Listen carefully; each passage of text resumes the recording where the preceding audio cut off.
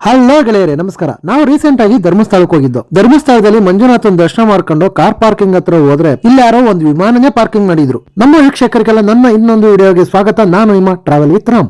ಧರ್ಮಸ್ಥಳದಲ್ಲಿ ಶ್ರೀ ಮಂಜುನಾಥ ಸ್ವಾಮಿ ದರ್ಶನ ಮಾಡ್ಕೊಂಡು ಹಂಗೆ ಸ್ಟ್ರೈಟ್ ಬಂದ್ರೆ HMT ಅವರ ಕೊಡುಗೆಯಾದ ಗಡಿಯಾರ ನಿಮಗೆ ಸಿಗುತ್ತೆ. ಆ ಗಡಿಯಾರದ ಹತ್ರ ರೈಟ್ ತಗೊಂಡು ನೀವು ಹಂಗೆ ಸ್ವಲ್ಪ ಮುಂದಕ್ಕೆ ಬಂದ್ರೆ ಲೆಫ್ಟ್ ಸೈಡ್ ಅಲ್ಲಿ ಒಂದು ಸ್ಟೆಪ್ ಸಿಗುತ್ತೆ. ಆ ಸ್ಟೆಪ್ ಹತ್ತಿ ಮುಂದಕ್ಕೆ ಬಂದ್ರೆ ಅಲ್ಲೇ ಇರೋದು ಈ ಫ್ಲೈಟ್ ಬಗ್ಗೆ ಸ್ವಲ್ಪ ಮಾಹಿತಿನೂ ಇಲ್ಲೇ ಲೆಫ್ಟ್ ಸೈಡ್ ಬೋರ್ಡ್ ಅಲ್ಲಿ ಹಾಕಿದ್ದಾರೆ. ಅದೇನೇನಪ್ಪ ಅಂತ ಅಂದ್ರೆ ಈ ಫ್ಲೈಟ್ಗೆ ಒಂದು ಸಕಲಾಗಿರೋ ನೇಮ್ ಕೊಟ್ಟಿದ್ದಾರೆ. ಅದೇನಪ್ಪ ಅಂದ್ರೆ ಡಕೋಟಾ ವಿಮಾನ, ಡಾಗ್ಲಾಸ್ C-47 ಡಕೋಟಾ MK-4. ಈ ಫ್ಲೈಟ್ ನ ಅಮೆರಿಕಾದವರು ತಯಾರು ಮಾಡಿದ್ದಾರೆ.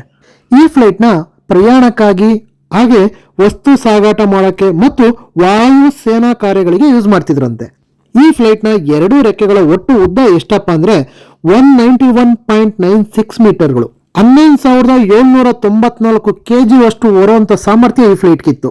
ಹಾಗೆ ಒಂದು ಗಂಟೆಗೆ 368 ಕಿಲೋಮೀಟರ್ ಅಷ್ಟು ಫಾಸ್ಟ್ ಆಗಿ ಈ ಫ್ಲೈಟ್ ಹೋಗೋದು. ಈ ಫ್ಲೈಟ್ ಸಮುದ್ರ ಮಟ್ಟದಿಂದ 20,000 ಅಡಿ ಹೈಟ್ ಅಲ್ಲಿ ಹೋಗುತ್ತೆ. ಹಾಗೆ 9 ಗಂಟೆಗಳ ಕಾಲ ನಿರಂತರವಾಗಿ ಹಾರಾಡುತ್ತೆ. ಈ ಫ್ಲೈಟ್ ಅಲ್ಲಿ 28 ಜನ ಪ್ರಯಾಣಿಕರು ಮತ್ತು ಪೈಲಟ್ ಹಾಗೂ ಸಹ ಪೈಲಟ್ ಅಂಡ್ ಏರ್ ಸಿಗ್ನಲ್ ಸಿಬ್ಬಂದಿ ಇಷ್ಟು ಜನ ಪ್ರಯಾಣಿಸಬಹುದಿತ್ತು. ಇಷ್ಟೆಲ್ಲ ಸಾಮರ್ಥ್ಯ ಇರುವಂತ ಈ ಫ್ಲೈಟ್ ಇಲ್ಲಿಗೆ ಬಂದು ಹೆಂಗ್ ಲ್ಯಾಂಡ್ ಆಯ್ತು ಅನ್ನೋದೇ ಒಂದು ಡೌಟ್. ಎಲ್ಲಾ ಡೌಟ್ ಕೂಡ ಆನ್ಸರ್ ಸಿಗಲ್ಲ ಅಂತ ನಾನು ತಿಳ್ಕೊಂಡು ಈ ವಿಡಿಯೋನ ಇಲ್ಲಿ ಎಂಡ್ ಮಾಡ್ತಾ ಇದ್ದೀನಿ. ಇನ್ನು ನಮ್ಮ ಹೆಚ್ಚಿನ ವಿಡಿಯೋಸ್ಗಾಗಿ ನಮ್ಮ ಚಾನಲ್ ಸಬ್ಸ್ಕ್ರೈಬ್ ಮಾಡಿ. ಈ ವಿಡಿಯೋ ನಿಮ್ಗೆ ಇಷ್ಟ ಆಗಿದ್ರೆ ಲೈಕ್ ಮಾಡಿ.